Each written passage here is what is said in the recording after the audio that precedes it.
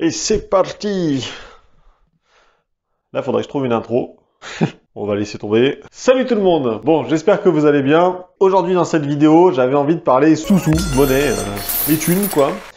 Parce que, bon, là, alors je sais, je le dis à chaque vidéo, que on va reprendre, potentiellement. Là, ils ont annoncé une date du déconfinement. Alors, attends. Ils ont dit déconfinement progressif. Autant dire que ça veut tout dire et ça veut rien dire. Mais bon, apparemment, à partir du 12, si je dis pas de conneries, on devrait être déconfiné progressivement et le couvre-feu devrait être reculé.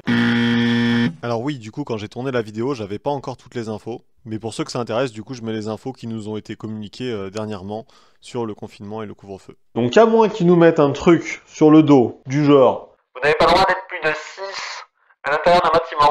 Enfin, ce genre de conneries-là, quoi. À ce moment-là, on va pouvoir reprendre enfin le parachutisme. Et donc, comme je sais qu'il y en a beaucoup d'entre vous qui commencent cette année, qui vont se lancer, puis ça peut peut-être éventuellement servir à d'autres qui pratiquent déjà, et ben il y a des petites astuces, des petits trucs qui existent pour se faire financer quelques sauts de para, quelques brevets et d'autres petites choses, vous allez voir. Et donc ça peut être super intéressant. Alors non, je ne vais pas vous apprendre à gagner des milliers d'euros, c'est vraiment des petites astuces, mais bon, tant que ça peut servir et que ça peut rapporter un peu, même un saut, c'est déjà ça. C'est parti. Alors la première astuce, enfin la première chose qui existe, elle nous vient de la FFP. Putain d'ailleurs, attends.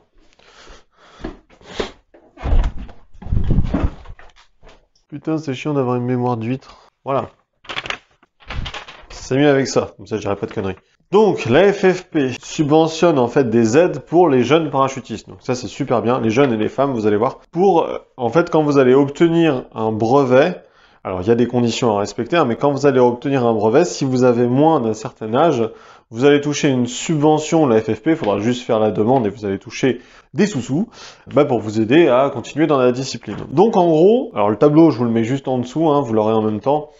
Pour le brevet A, il faut avoir 21 ans maximum, faut que ce soit pendant votre première année de pratique, hein, donc la première année où vous prenez une licence, et là vous pourrez toucher pour le brevet A déjà 65 €. Donc si vous avez moins de 21 ans, allez-y.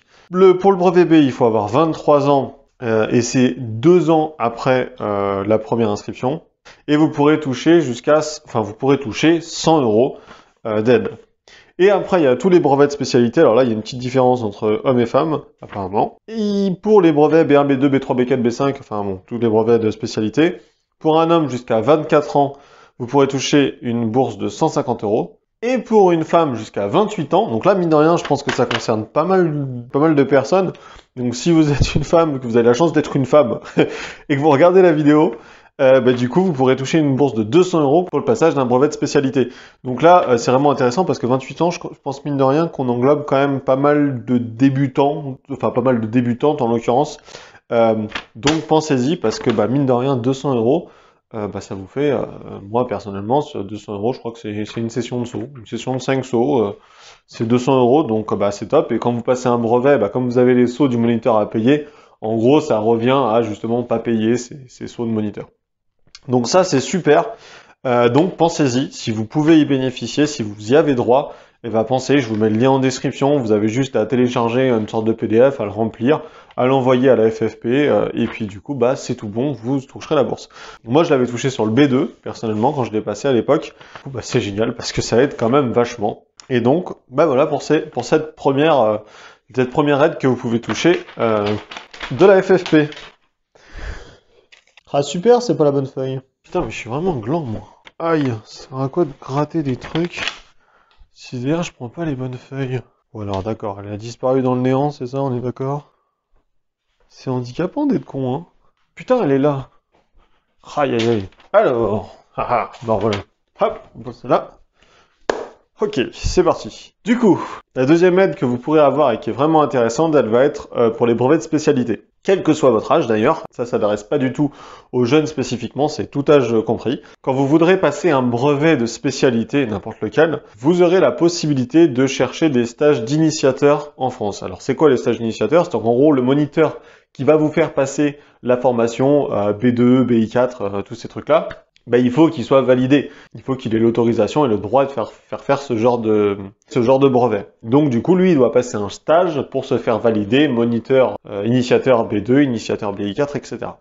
Et pendant ces stages-là, ben, ils ont besoin de cobayes, ils ont besoin d'élèves cobayes pour du coup pouvoir tester les nouveaux initiateurs.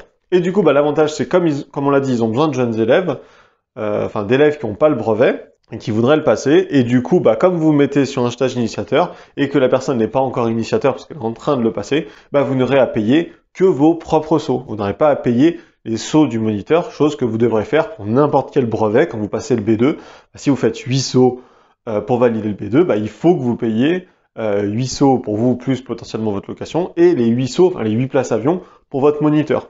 Donc bah du coup ça fait quand même pas mal augmenter le prix du brevet en général. Et donc là, bah, si vous trouvez des stages initiateurs et que vous êtes accepté, bah, vous n'aurez à payer que vos sauts. Donc là, grosso modo, ça divise quasiment le prix du brevet par deux. Donc ça c'est un super truc. Donc si vous avez un brevet que vous voulez passer, et bah, cherchez à ce niveau-là, allez sur les groupes Facebook, allez sur plein de choses. Je vais essayer de vous mettre un maximum de liens pour vous orienter en dessous. Mais du coup, posez la question des stages initiateurs et du coup, bah, vous pourrez à ce moment-là économiser pas mal au niveau du passage de votre brevet. Donc c'est vraiment un bon conseil et c'est un truc qui, au final, on en voit quand même assez régulièrement dans l'année de temps en temps. Donc si on est attentif, on arrive facilement à se caler sur une session. Bon, en général, bah, faut se déplacer parce que, à moins d'avoir vraiment de la chance, ce sera pas forcément à côté de chez vous. Mais du coup, bah, vous pourrez bénéficier d'un brevet pas cher. Enfin voilà. Bon là maintenant du coup ça va devenir un petit peu plus compliqué. Les deux autres trucs que j'ai à vous dire, ça va pas marcher forcément pour tout le monde, mais bon, autant vous donner le conseil. Du coup, dans un premier temps, c'est les aides régionales ou les aides des clubs. Alors c'est hyper vague, j'ai essayé de chercher, j'ai passé un petit moment, j'arrive à trouver des éléments à droite, à gauche, mais ça reste spécifique à chaque région et à chaque club. Donc du coup, bah, le truc c'est d'aller à votre club, surtout si vous êtes jeune parachutiste, si vous avez moins de 25 ans, allez-y, vous avez de grandes chances, enfin vous avez des chances de trouver quelque chose. Et par exemple, bah, moi quand j'étais à Frétois, j'avais pu toucher, on m'avait remboursé des locations, une dizaine ou plus de locations de para. Donc bah du coup c'est top quoi, ça aide vraiment, surtout quand on commence au début et que bah, mine de rien, comme c'est un sport aéro, c'est quand même relativement cher.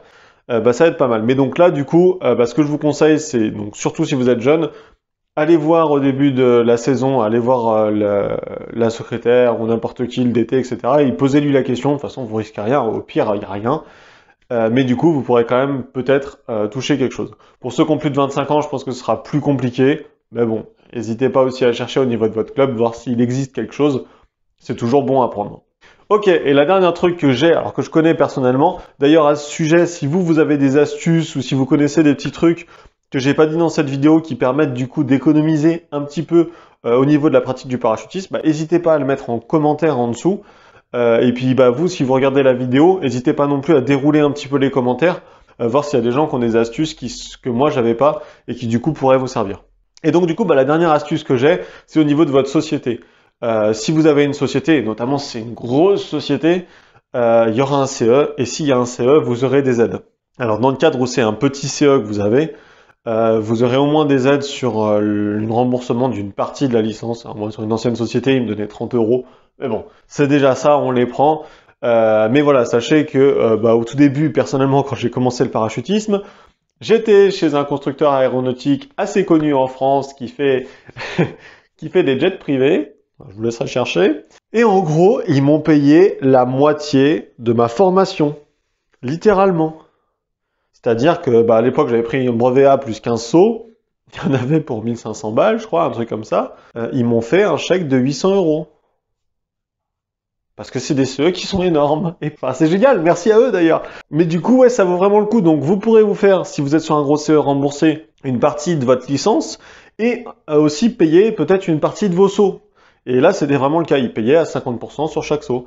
Donc, allez-y, regardez, renseignez-vous, parce que là, il y a vraiment, je pense que c'est là, si vous êtes dans une très grosse société, c'est le plus gros truc à prendre. Et puis du coup, bah, pour le coup, ça marche pour tout le monde. Donc, n'hésitez pas à regarder de ce côté-là, parce que là, c'est pareil, bah, vous pourrez toucher un bon petit paquet de sous-sous qui vont vous aider à envoyer plus de sauts. Voilà.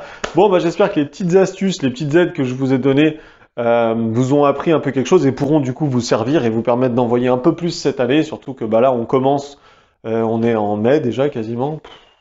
Alors que d'habitude, il y en a qui commencent en février. Bon, il y en a qui n'arrêtent pas du tout d'ailleurs. Du coup, bah, cherchez de ce côté-là si ça peut vous servir. Sinon, j'espère que vous avez passé un bon moment. Et puis moi, je vous laisse là et je vous dis à la semaine prochaine. Salut tout le monde!